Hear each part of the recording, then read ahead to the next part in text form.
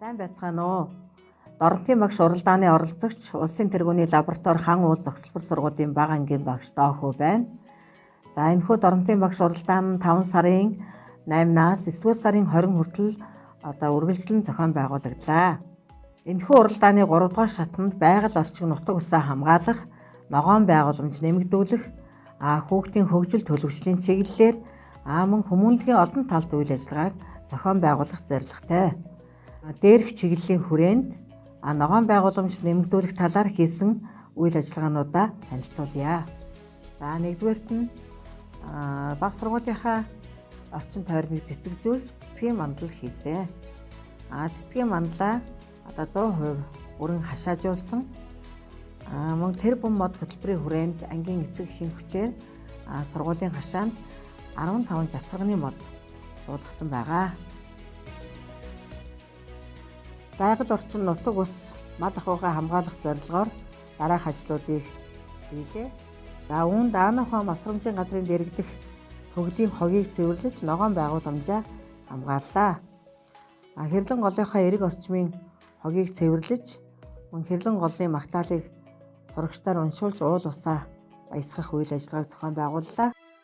Асар өндөр хаданд нь зэрлэг гөрөөсрүүлсэн атар шугын модонд нь жигүүртэн шөгөө жиргсэн ашаан болог усна зүг бүртээ өндөрсөн ард замдангийн өнөр 10 зүг тархасан хинтээ ханыхаа өрөөс ундарч харсан хэрлэн гол ээ. Мөн мал ахуйгаа халдвар төвчнөөс урьдчилан сэргийлэх зорилгоор Булган сумын 4-р багийн нутагт байрлах хуучин угаалгын вааныг засал сэлбэж засварлсан.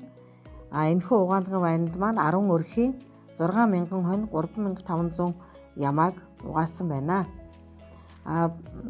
Булган суманд өхрийн товрогдох өвчин дэгдсэн. Үүнтэй холбогдуулаад малын эмчтэй хамтран 4-р багийн малчтаар явж өхрийн товрогдох өвчний тандал судалгаа хийлээ.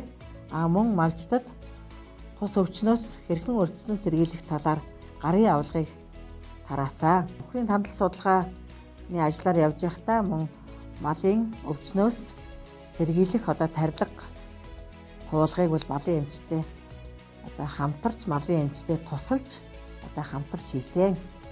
Хүүхдийн хөгжил төлөвшлийг хангах зорилгоор дараах ажлуудыг хийж гүйцэтгэлээ.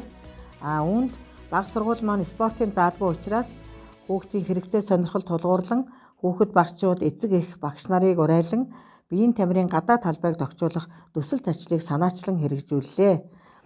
За үүнд сагсан бөмбөгийн талбай, хөл бөмбөгийн талбай, сүлждэг төрнийг, дамждаг төрнийг, уртын хараалтын талбай хийж тохижууллаа. Мөн хаягдал материал ашиглан 250 м-ийн гүйлтийн талбайг хийж гүйцэтгсэн. Олимпийн 5 цагрыг бамбар бүхий бэлэгдэлт багныг хийж байрлуулсан. Мөн буухай тэмцээний саадтай гүйлтийн орчныг бүрдүүллээ. Дараагийн дугаарт нь тоглоомын талбай тохижуулах төсөлт ажлыг санаачлан хэрэгжүүлсэн.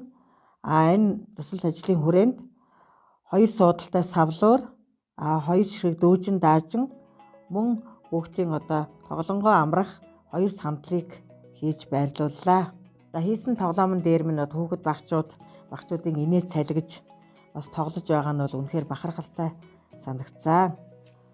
6-аас 7 сард Булган сумын цэцэрлэгийн захиргаанаас 2-4-р багуудад гэр цэцэрлэг ажиллуулсан.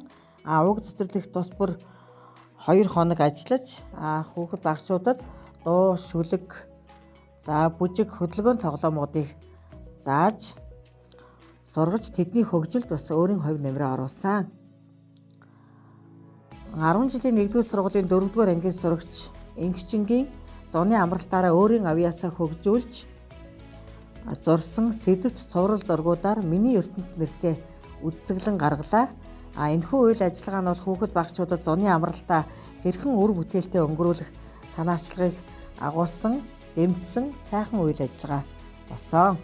Багшийн босролтгүй хөгжил зөвлөх багшийн манлайлал сэдвэх сургалт бол 8 сарын 18-наас 20-нд Улаанбаатар хотноо зохион байгуулагдсан. Миний би энэ сургалтын үеэр 3-ын аргаар зөв уншиж бичүүлэх нь хүүхэд бүр уран уншигч нэртэй 2 арга зүй туршлагаа танилцуулж одоо үндэсний хэмжээнд түгээн дэлгэрүүлэлтийг хийлээ. Мөн 8 сарын 25-26-ны өдрүүдэд Орнод аймагт зохион байгуулагдсан бага ангийн багш нарын сургалтын дээр олон хувилбар тасгал даалгавраар ихтэй ажиллах чадварыг нэмэгдүүлэх нь гэсэн өөрийн брэнд технологи танилцуулж түгээн дэлгэрүүлэлтийг хийлээ. Багш нар арга зүй туршлагыг маань маш сонирхолтойгоор хүлээн авч ажилдаа хэрэгжүүлэн одоо эргэх холбоотой ажиллахаа бол илэрхийлж байсан. Сургууль бэлтгэгдсэн байдлын судалгааны дүгнэлтээс харахад бол Монгол ах үе хэрхэн одоо мэдэх төл малаа, их малаа нэрлэх, мал маллах арга ухаанаа суралцах талаар бол сурагчдын ойлголт бол тааруу байсан. Энэ одоо тааруу байсан ойлголтод тулгуурлаад мал маллах уламжлалт аргаас суралцъя гэсэн сэдвт ажлыг бол зохион байгуулж үүгээрээ бол одоо контент нэвтрүүлэг бэлтгэсэн. Танаа Дундгой аймгийн сайхан оосмын харьяат Бямдэрж инхтэр гэдэг. За тэнд ирээд 2 жил атар нүүдэл явна. Тэгээ дарамтын багш уралдаанд манай хүн ухт 2-ын багш дарамтын багшийн уралдаанд оролцож байгаа юм байна. Тэгээ энэ багш ангийнхаа хүүхдүүдтэй энэ мал маллага арга ухаан сүү цагаа яаж боловсруулах талыг танилцуулж байна. Тэгээ ямаа яаж халбах уу? Ямаа яаж цаах уу? Сүүгээ хэрхэн яаж боловсруулах уу? Тэгээ тэр болгоныг надад заалаа.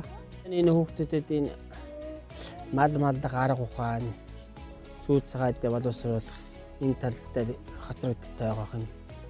Тэгээ энэ багшийн маань хийж байгаа энэ ажил энэ цаг үеийн олсон их зөв сайхан ажил юм болоо. За энэ дарамтын багш уралдаанд олсож одоо багштай амжилт хүсье. Хүмүүнлэгийн чиглэлээр дараах ажлуудыг зохион байгууллаа. Болгон сумын 4-р багийн харьяат залуу гэр бүлийн хүүхдийн эмчилгээнд туслах уриалгыг санаачлан гаргаж 10 сая төгрөгийн хандвийг цуглуулж өглөө. Аанахом хүүхдийн асрамжийн газарт өргөс тэмхэгт ажиллах амьдрах ухааны сургалтыг зохион байгуулж 35 шил өргөс тэмхгийг даршилж өгсөн. Мөн тус хүүхдүүдэд Эрдмийн баярын бэлэг болгон хичээлийн хэрэгсэл бэлгэллээ. Асрамжийн газрын үүдний хаалганаас төв байрыг холбосон явган хүний 20 м засмал замыг шинээр тавьж өгснөөр хүүхдүүдийн амьдрах ээлтэй орчныг бүрдүүллээ. Ахмадын баярыг угтаж аймгийн хөдөлмөр халамж үйлчилгээний газрын харьяа Ахмадын асрамжийн газарт очиж сэтгэлээс экшиглэх аялгау урлагийн тоглолтоо үзүүлж мөн уг ажлын хүрээнд ахмадуудаа ахын хэрэглээний зүйлсийг нь хандивлаж тэднийг баярлууллаа. Сургуулийн бага ангийн зорилттой бүлгийн 4 сурагчид хичээлийн хэрэгсэл хандивлаж сурах их үйлсэнд эмчлэг үзүүллээ.